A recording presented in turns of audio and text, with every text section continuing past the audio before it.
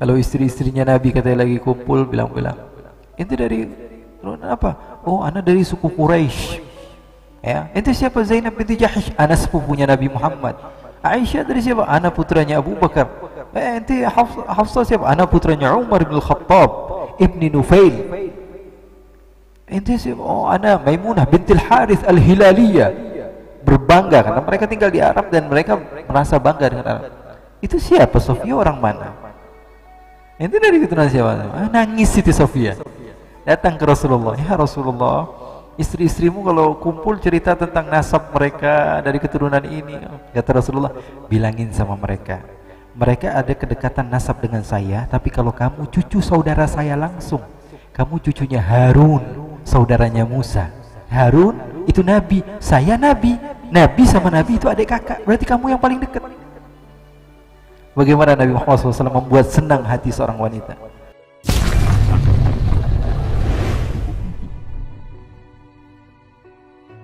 Nabi Muhammad SAW itu bagi orang Yahudi, mereka betul-betul nunggu. Orang Nasrani juga. Dan itu mereka pahami. Dan mereka tahu. Kata Allah dalam Al-Quran, فَلَمَّا جَاءَهُمْ مَا عَرَفُوا كَفَرُوا بِهِ. Kenal sama Nabi. Ngelihat dari jauh udah tahu kapan Muhammad masuk ke sini, tahu. Sampai-sampai Abdullah bin Salam, sahabat Nabi, orang Yahudi tapi masuk Islam. Makanya saya bilang tadi nggak semuanya. Karena banyak di antara mereka juga yang terdepan di dalam memperjuangkan agama Allah. Insaf. Mereka sadar inilah kebenaran. Bahkan Nabi Muhammad memiliki istri siapa namanya? Safiyah binti Huyai bin Akhtab. Istri Nabi yang sangat Nabi sayangi, istri Nabi yang sangat Nabi cintai. Dari mana? Yahudiyah. Dari mana? Yahudi.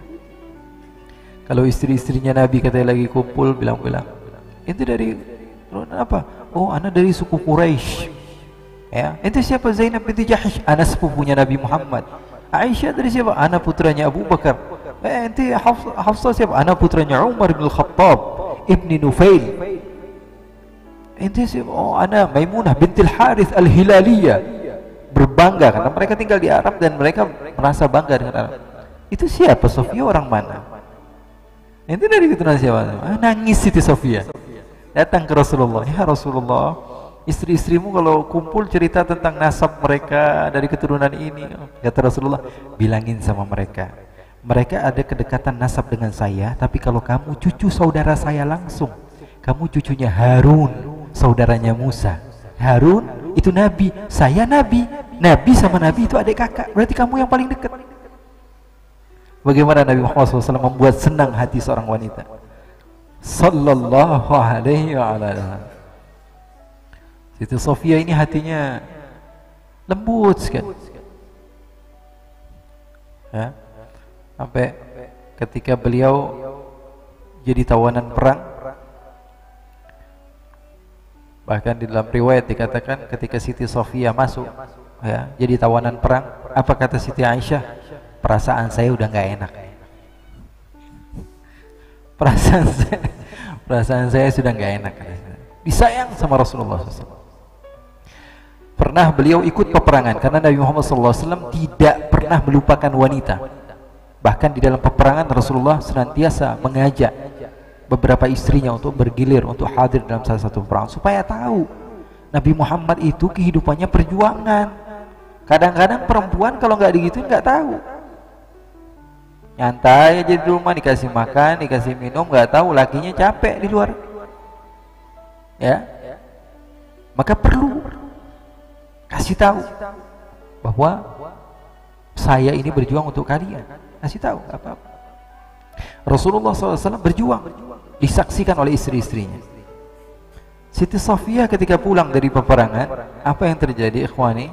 Beliau mengendarai unta yang kecil, jadi jalannya lambat. Ada sebagian cewek, sebagian wanita mau ngomong itu, ini jangan naik ini dong, susah nih jalannya lambat. Tapi sebagian lagi mendem di hati, ngeluarin ucapannya dengan air mata. Ada yang seperti itu, nggak bisa ngomong tapi bisanya nangis. Akhirnya beliau nangis di hadapan Nabi. Lalu apa yang Rasulullah SAW lakukan?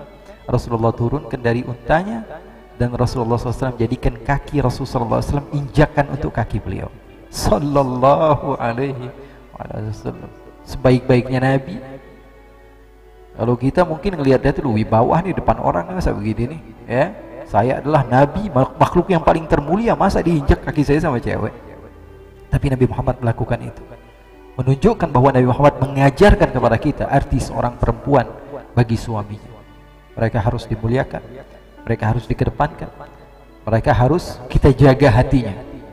Orang-orang Yahudi seperti itu, mereka kenal sama Nabi. Bahkan ketika Nabi Muhammad SAW hijrah dari kota Makkah menuju kota Madinah, Nabi Muhammad SAW, ada orang dari Bani suku Yahudi, setiap hari dia naik ke atas loteng rumahnya, karena dia tahu ini Nabi sudah waktunya buat datang.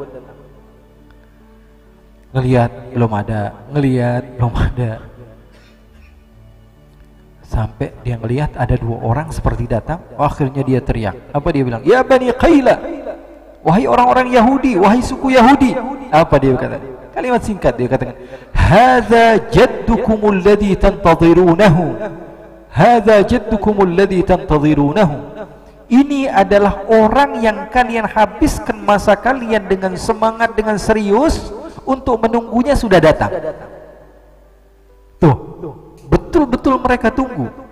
Jadi bahkan mereka mengatakan, ini orang yang kalian habiskan, kalian kuras semangat kalian, kehidupan kalian untuk menunggu dia, sekarang sudah datang orang.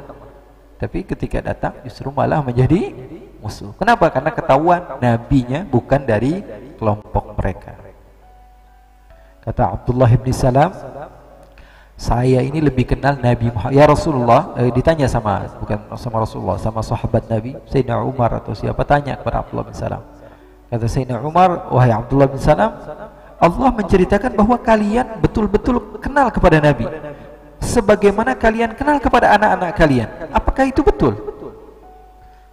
Dan beliau mengimani Allah Subhanahu wa taala. Beliau ingin tahu ceritanya bagaimana kok bisa kenal sama Nabi, lebih kenal seperti mereka kenal kepada anak-anak mereka. Kata Abdullah bin Salam, kami kenal kepada Nabi Muhammad sebelum Nabi Muhammad diutus melebihi daripada kenalnya kami kepada anak-anak kami. Bukan seperti, melebihi.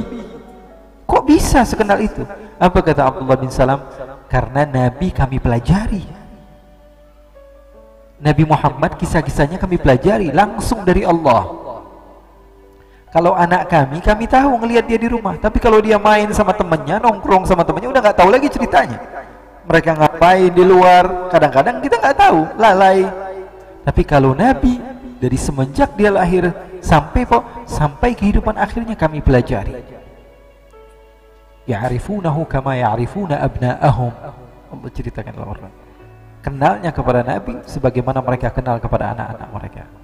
Nah, oleh karena itu, ya, orang-orang Yahudi, ya, ketika itu seorang rahib, Buhaira namanya, dia dari atas melihat, oh, kok ini ada awan yang menaungi satu kelompok, terus ikut-ikutan, ya, awannya itu berjalan, kelompok ini diam, awannya diam, nggak kebayang, ini siapa? Setelah dipikir, oh ini Nabi. Akhirnya turun dia ke bawah, langsung cari anak buahnya.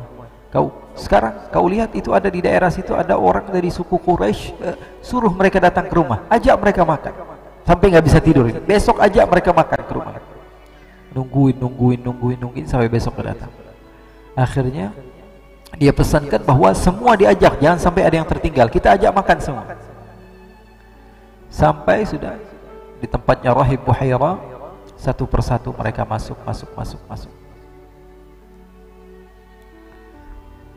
Mereka masuk untuk apa yang terjadi? Untuk diajak makan oleh Rahib Buhaira. Sesampainya di dalam, disiapkan makanan semuanya. Kata Rahib Buhaira, saya kira ada yang kalian tinggalkan karena tidak ada yang cocok untuk menjadi sesuai dengan apa? Sesuai dengan Nabi yang disifatkan. Ini nggak ada yang cocok. Saya yakin ada yang kalian tinggalkan. Tuh lihat, saking kenalnya sama Nabi, nggak cocok semua, ini nggak cocok, ini nggak cocok, ini nggak cocok. Karena mereka tahu syama'il, sama seperti kita sekarang. Tahu syama'il Nabi dari mana? Dari buku-buku. Nabi Muhammad bentuknya seperti ini, tinggi badannya seperti ini, matanya seperti ini, hidungnya seperti ini, telinganya seperti ini. Rasulullah SAW bagaimana cara berjalannya, kita pelajari semua dalam sirah, di dalam syama'il. Kita tahu itu. Begitupun mereka ngeliat, oh ini kok nggak ada, kayaknya yang ini nggak ada, yang ini nggak ada. Kemudian dia bilang, sepertinya ada yang kalian tinggalkan ini, nggak semuanya dibawa. Maka salah seorang di antara mereka mengatakan, kami bawa semuanya, tidak ada yang tertinggal satupun. Ada, ada yang ketinggalan. Kata rahib, ayo dong, saya ini ngundang makan untuk kalian semua, jangan sampai ada yang ketinggalan, ya kesian. Dia nggak ngasih tahu secara langsung. Lalu semua mengatakan, kami bawa semua, nggak ada yang tertinggal kecuali ada anak kecil, katanya jaga barang, sekalian jaga barang. Ajak juga masuk, nanti barang saya suruh orang lain yang jaga. Sudah yakin ini dia. Akhirnya Nabi Muhammad diperintahkan untuk masuk. Masuklah anak kecil yang berusia 12 tahun ini, dengan penuh dengan cahaya. Rahib menunggu berdiri tidak sabar. Rasulullah masuk, cahaya seketika masuk. Rahib itu menangis, gemetar. Dia tidak kuat melihat Rasulullah SAW, namun dia tahan, dia sembunyikan karena dia beriman kepada Allah dan Rasulnya. Takut kalau rahasia ini sudah tersebar dan umur Rasulullah SAW belum cukup untuk menjadi usia Nabi sampai kepada orang-orang Yahudi, maka Nabi Muhammad akan dibunuh. Ketika mereka tahu bahwa Nabi bukan dari golongan mereka, maka dia tahan. Duduk nak, silakan ikut makan. Duduk Nabi Muhammad SAW. Orang-orang makan, mata ini tertuju hanya kepada Nabi Muhammad. Maka rahib tersebut mengatakan, ini anak siapa? Ini lucu sekali. Ini anak siapa? Ini manis sekali ini, kan. Lalu rombongan tersebut mengatakan, hadza waladu Abi Thalib. Ini anaknya Abu Thalib. Oh, kamu bapaknya. Kebetulan duduk di sampingnya rahib. Kamu bapaknya? Iya, saya ayahnya. Kadzabt, kamu bohong. Kata rahibnya, kamu dusta, kamu bohong. Katanya, ini anak saya. Orang-orang lagi sibuk makan, dia bilang, kamu bohong, dia bukan anak kamu. Iya, kata Abu Thalib, dia anak saudara saya Abdullah, sudah meninggal, tapi saya seperti ayahnya, saya yang mengurus dia.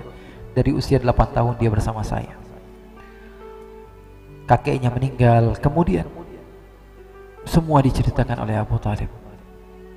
Kata rahib, kamu mau apa cari di sini, nanti saya beri. Kamu mau apa aja saya kasih. Tapi tolong pesan saya, bawa pulang ponakan kamu. Jangan teruskan perjalanan. Karena ketika itu masih di pintu negeri Syam, belum sampai ke negeri Syam. Kalau sekarang nama negaranya Yordania, ya, Yordania, belum masuk sampai ke Palestina. Sampai sekarang katanya pohon tempat Rasulullah SAW duduk itu masih ada, masih dijaga, masih terawat. Pulang. Saya takut orang Yahudi ngapa-ngapain. Akhirnya Abu Thalib tahu, Abu Thalib gak ngelawan gitu, enggak, karena dari semenjak kecil sudah, Nabi Muhammad kecil sudah dipesani oleh siapa? Abdul Muttalib, karena Abdul Muttalib juga sering sekali mendapatkan kejadian-kejadian aneh seperti ini. Makanya Nabi Muhammad kalau lagi di Ka'bah, Abdul Muttalib itu punya tempat khusus di Ka'bah. Dia duduk di situ sama anak-anaknya. Kalau anaknya kan ada 10 nih, ya. Jadi kalau pengajian anaknya doang. Kalau main bola kesebelasan anak-anaknya. Nah, Rasulullah SAW kadang-kadang duduk di tempatnya Abdul Muttalib, Kata anak-anaknya, jangan Muhammad, jangan.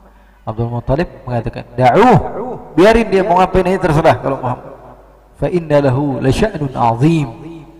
Muhammad ini bakalan jadi orang yang sangat hebat. Biarin dia mau ngapain ini terserah. Karena Abdul Muttalib sering sekali